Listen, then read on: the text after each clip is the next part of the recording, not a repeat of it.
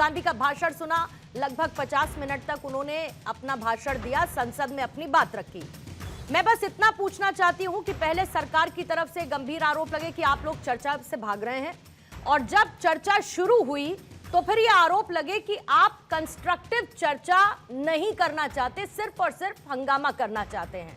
मेरा सीधा सवाल यह है कि राहुल गांधी के 50 मिनट के भाषण में इस अमेंडमेंट को लेकर क्या सार्थक सुझाव राहुल गांधी की तरफ से दिए गए, जिसे सरकार ने सुना या अनसुना कर दिया? पूर्णिमा जी, आज आपने राहुल गांधी जी का पूरा भाषण सुना होगा। आपने बोला 50 मिनट का उन्होंने भाषण दिया, उसमें कम से कम मुझे अगर लगता है तो 20 मिनट तो जो सरकार का पक्ष था, किरण रिजिजू जी थे या सरकार के अन्य लोग थे, वहां पे सांसद थे बीजेपी के, उन्होंने उनको टोकने का काम किया। अगर ये सरकार इस चर्चा को लेके इतनी संवेदनशील होती तो नेता प्रतिपक्ष को टोकती नहीं। पहली बात तो ये। दूसरी बात, सीरियसनेस किसकी दिखती है और किसकी नहीं दिखती, मैं अभी आपको साफ कर देता हूं। इन्होंने बोला कि ये बड़ा ऐतिहासिक बिल है। पहले वाले 2024 वाले को भी ऐतिहासिक बोलते थे, तो वो ऐतिहासिक पार्ट 1 हो गया, ये ऐतिहासिक पार्ट 2 हो गया। पहले वाला भी ऐतिहासिक हो गया, दूसरा वाला भी ऐतिहासिक हो गया। वैसे तो ऐतिहासिक एक ही चीज हो सकती है, लेकिन इस ऐतिहासिक बिल में जहां ये चर्चा होनी चाहिए थी कि स्टूडेंट्स में हम सॉल्वर गैंग, जो सॉल्वर गैंग बन गए हैं, इनको कैसे रोकेंगे, एजुकेशन का प्राइवेटाइजेशन कैसे रोकेंगे, एजुकेशन में जो पुराना करिकुलम है उसको कैसे रोकेंगे। राधा कृष्ण कमेटी की 101 रिकमेंडेशंस में से आपने सिर्फ और सिर्फ 35 फॉलो करी, और जो सबसे प्रमुख थी कि एनटीए को हटा देना चाहिए, उसको बंद कर देना चाहिए, उसको बर्खास्त कर देना चाहिए, वो आपने फॉलो नहीं करी, जिस इस पे चर्चा होनी चाहिए थी। इतने प्रमुख मुद्दों पर प्रधानमंत्री मोदी, एक सेकंड नहीं, ये सब आपने सदन में कहा, राहुल गांधी ने ये सब सदन में कहा, बोलने का मौका क्या दिया? एक सेकंड, और मैं एक मिनट नहीं, कैसे ईशान, पूरी बात जाने दीजिए, फिर सवाल पूछिए। ईशान, नहीं देखा किस तरीके से, अगर वहां पर कोई, एक सेकंड, 50 मिनट का भाषण भी हो गया और बोलने भी नहीं दिया, मतलब ये कैसे संभव है? 50 मिनट का भाषण और बोलने नहीं दिया गया राहुल गांधी को, एलओपी को बोलने नहीं दिया गया, 50 मिनट का भाषण भी हो गया और एक सुझाव उसमें से नहीं आया। एक बार इंटरप्शंस देख के आइएगा। और अगर इतनी ही इंपॉर्टेंट चर्चा थी तो उसमें से प्रधानमंत्री जी क्यों गायब थे? 20 तारीख को जब बच्चों पे बर्बरता हो रही थी, जब 20 तारीख को बच्चों पे लाठीचार्ज हो रहा था, तब तो वो ठहाके मार रहे थे संसद में, तो क्यों गायब थे चर्चा से पूरे दिन? कल भी नहीं आए और आज भी नहीं आए। गृह मंत्री अमित शाह क्यों भाग रहे हैं सवालों से? पैलेट गन्स किसने चलाई वहां पर? AK-47 बिहार में कैसे चल गई बच्चों पर? लाठीचार्ज कैसे हो गया बच्चों पर? टीयर गैस चलाई गई बच्चों पर, क्यों चलाई गई? क्या वो नक्सलवादी हैं या आतंकवादी हैं? इन सब चर्चाओं से अमित शाह संसद से नदारद नजर आए और उन्होंने सवालों के जवाब देने के बजाय भागना मुनासिब समझा। तो यह दिखाता है कि सरकार के जो दो प्रमुख लोग हैं, एक तो गृह मंत्री अमित शाह और प्रधानमंत्री नरेंद्र मोदी, इस चर्चा को लेके बिल्कुल भी संवेदनशील नहीं थे। उनके लिए ये सिर्फ एक ऑप्टिक्स का मुद्दा था। इसका मतलब ये कि आपकी तरफ से राहुल गांधी के अलावा जितने लोगों ने बोला, जो कुछ भी उन्होंने कहा वो इंपॉर्टेंट नहीं था, और सरकार की तरफ से क्योंकि प्रधानमंत्री और अमित शाह ने कुछ नहीं बोला, इसीलिए वो इंपॉर्टेंट था। खैर, आपके बहुत सारे ऐसे फैक्ट चेक हैं, जो खुद डॉक्टर जितेंद्र सिंह ने सदन में बाद में कर दिए ध्वनि मत से, ये अमेंडमेंट एक्ट पास होने से पहले। शिवम, प्रधानमंत्री नदारद थे, गृह मंत्री नदारद थे, और इसीलिए 50 मिनट के उस भाषण में राहुल गांधी को बोलने ही नहीं दिया गया। तो ऐसे कौन से उनके रचनात्मक सुझाव थे, कंस्ट्रक्टिव उनकी तरफ से रिफॉर्म्स की बात की गई थी, जिसे आप लोगों ने अनसुना कर दिया और बार बार टोका टाकी की? पूर्णिमा जी, वो तो कांग्रेस के ही प्रवक्ता नहीं बता पाए तो मैं कहां से लाऊं, क्योंकि कंस्ट्रक्टिव सुझाव तो आए ही नहीं।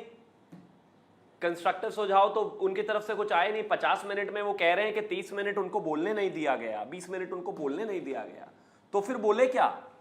माइक खुला हुआ है, थिएट्रिक्स करने में लगे हुए हैं, चीख रहे हैं माइक बंद है, माइक बंद है, माइक बंद है।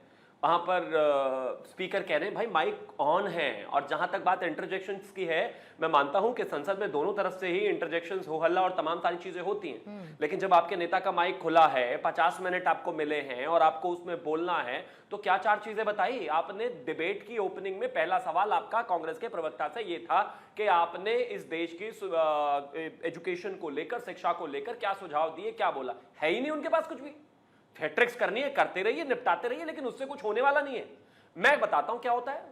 भारतीय जनता पार्टी की सरकार की तरफ से मेरी पार्टी के सांसद और मंत्री जब बोले तो हमने पहले गिनाया कि यूपीए 1 यूपीए 2 में कितनी पेपर लीक हुए, समाजवादी के समय में क्या क्या हुआ, फिर हमने गिनाया कि हमने क्या क्या किया, फिर हमने न्यू एजुकेशन पॉलिसी की बात करी, फिर हमने हाई पावर्ड कमेटी की बात करी, फिर हमने नंदन नीलेकनी और उनकी बात करी, फिर हमने ये बताया कि आने वाले समय में इस पर किस तरीके से काम करेंगे, सारी चीजें बताई। मुझे बताइए जरा राहुल गांधी ने क्या बताया कि यूपीए 1 यूपीए 2 में उन्होंने जो किया उन सुधारों पर बात की क्या, उन्होंने अपनी सरकार में एजुकेशन में क्या किया उस पर बात की क्या, आज हमारी कमियां क्या हैं उस पर भी बात की क्या, हाई पावर्ड कमेटी अगर बनेगी तो उसके बाद भी क्या लूप होल्स संभावित तौर पर हो सकते हैं उस पर बात की क्या, या फिर न्यू एजुकेशन पॉलिसी में क्या सही क्या गलत उस पर ही बात कर लेते। चलिए छोड़ दीजिए इस बात को, नीट को लेकर क्या क्या सुझाव हो सकते हैं उस पर बात की क्या, नहीं। तो मेरे भाई अगर आज 50 मिनट के भाषण में भी आपको 5 सुझाव नहीं मिल पाए तो भैया ये 56 साल के जो गांधी भाई हैं इनको चाहे और 56 मिनट दे देते और चाहे 56 साल दे दो, ये नहीं बता पाएंगे देश को कि क्या होना चाहिए। क्योंकि सच बात यह है कि कंस्ट्रक्टिव क्रिटिसिज्म और जितने भी सुझाव हैं उससे कोसों दूर हैं। थेट्रिक्स करना है, अब ये दुर्भाग्य इस देश का कि आपको ऐसा सदन मिल रहा है। और अब आगे आते हैं, एजुकेशन मिनिस्टर वहां पर है, संसदीय कार्य मंत्री वहां पर है, जिन्होंने बिल टेबल किया वो वहां पर हैं, जो बोले इस पॉलिसी को लेकर और खासतौर पर इस बिल को लेकर वो वहां पर है। करिए ना चर्चा। मैं तो कहता हूं ये प्रधानमंत्री वहां पर नहीं है, गृह मंत्री वहां पर नहीं है, उस बात को भी संसद में रखिए, लेकिन कुछ तो ऐसा कहिए जो देश सुने। चर्चा का मतलब क्या है? मैं आपके सामने बैठा हूं, मुझसे कहा गया ये सारी चीजें, मैं जवाब दे रहा हूं। आपने क्या कहा भाई? आपने 5 चीजें पूछी, ये बता दीजिए कि भाई राहुल गांधी ने ऐसा क्या कहा। ऐसा भी नहीं है। कृपया करके इस देश के संसद को गालियों का सदन मत बनने दो। अभी जंतर मंतर पर क्या हुआ देश ने देखा है, एक ही सेंटेंस में 3 गाली। मैं मानता हूं ये दुर्भाग्यपूर्ण है भाई। ठीक है, ठीक है। और ऐसा लगा ईशान वाकई में, ऐसा लगा कि जैसे किसी राजनीतिक मुद्दे पर बहस हो रही थी, छात्रों के भविष्य को लेकर बहस नहीं हो रही थी। एक बार रिबटल का मौका दीजिए। बोलिएगा। देखिए, अगर ये छात्रों को लेके इतने सीरियस होते तो गृह मंत्री अमित शाह और प्रधानमंत्री नरेंद्र मोदी, क्योंकि उन्होंने 56 की बात करी, जो 56 इंच का सीना की बात करते हैं, हालांकि 6 इंच का ही है उनका, वो क्यों गायब रहे भाई? आप रील तो बना रहे थे ना, आप क्यों गायब रहे? आपको बताना चाहिए कि छात्रों पे पैलेट गन्स कैसे चल गई, छात्रों पे लाठीचार्ज कैसे हो गया, छात्रों पे आंसू गैस किसने बरसाए, छात्रों पे जो वहां महिला छात्र आई थी, और मुझे शर्म आती है बात बोलते हुए नेशनल टेलीविजन पे कि उनके प्राइवेट पार्ट्स में डंडा मारा गया, उनको घसीटा गया, उनके कपड़े फाड़े गए, ये सार्वजनिक वीडियोस हैं। ये राहुल गांधी जी ने सारे मुद्दे उठाए छात्रों के लिए।